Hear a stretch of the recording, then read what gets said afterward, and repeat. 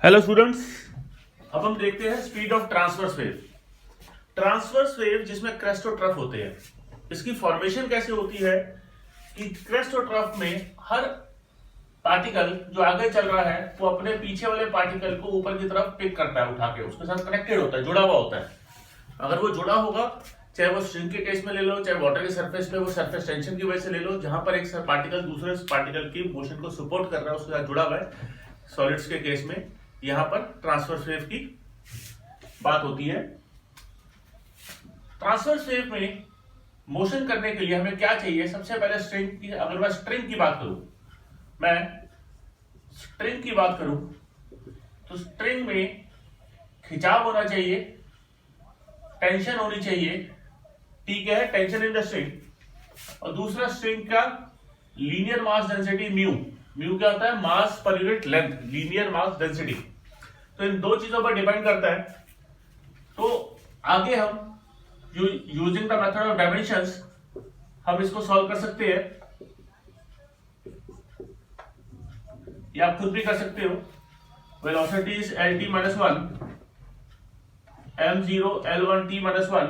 Tension होता है mlt minus 2 a। k is a dimensionless constant।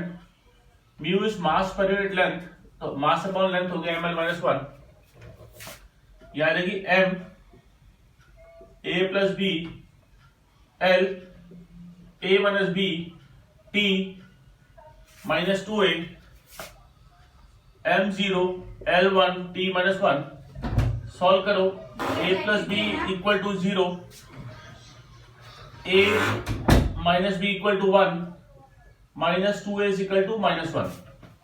तो इसको सॉल्व करोगे, a आ जाएगा 1/2 और b आ जाएगा, यहां से देखो, b आ जाएगा इक्वल टू माइनस a, यानी कि माइनस 1/2। तो वेलोसिटी हो जाएगा k t की power 1/2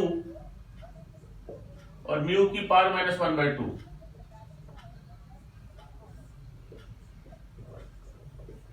right? Experimentally k is equal to 1, तो वेलोसिटी आ जाएगा under root of T by mu. ये तो स्ट्रिंग के केस में है। अगर मैं किसी ऐसे सॉलिड्स की बात करूं जहां पर रिजिडिटी है, तो वहां पर इसी को सॉलिड्स के केस में modulus of rigidity upon density आएगा। इसी तरीके से सॉल्व कर सकते हैं।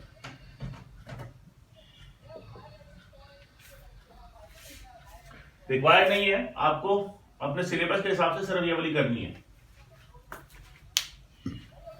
इसको फ्रीज करके नोट करो।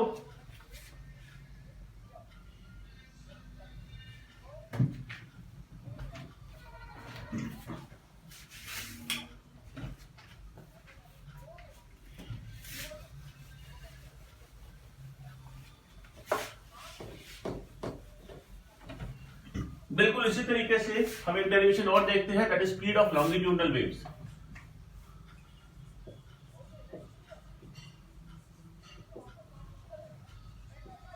लॉन्गिट्यूडनल वेव्स, जैसे साउंड के केस में हमने पीछे बात करी थी, साउंड वेव्स हमारी लॉन्गिट्यूडनल होती है।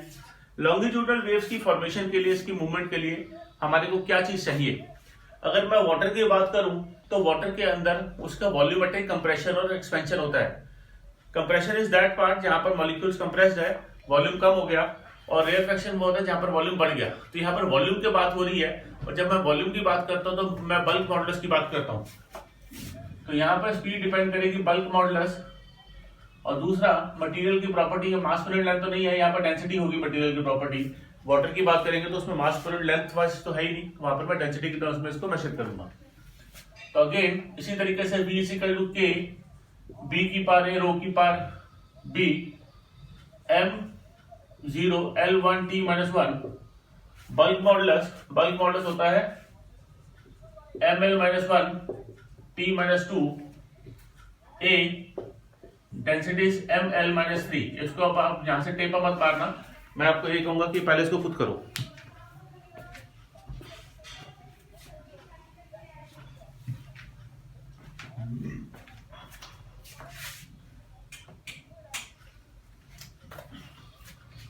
सॉल्व करें, m की power a plus B l minus a minus 3b t minus 2a m0 L1 t minus 1, we get a plus b equal to 0 minus a minus 3b equal to 1 minus 2a is equal to minus 1.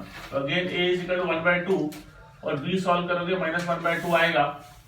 तो यहाँ पर हमारे पास जो velocity आ रहेगी वो bulk modulus upon density, उसी तरीके से आप सॉल्व वैल्यू पुट करोगे इस इक्वेशन में और एक्सपेरिमेंटली k1 के बराबर आ जाएगा, तो आपका ये वाला फॉर्मूला बन जाएगा। यहाँ पर अगेन अगर लॉन्गिट्यूडनल किसी में सॉलिड्स की बात करूँ, किसी रॉड की बात करूँ, तो रॉड के केस में हम इसमें यंग्स मॉडुलस अपॉन डेंसिटी हो जाता है।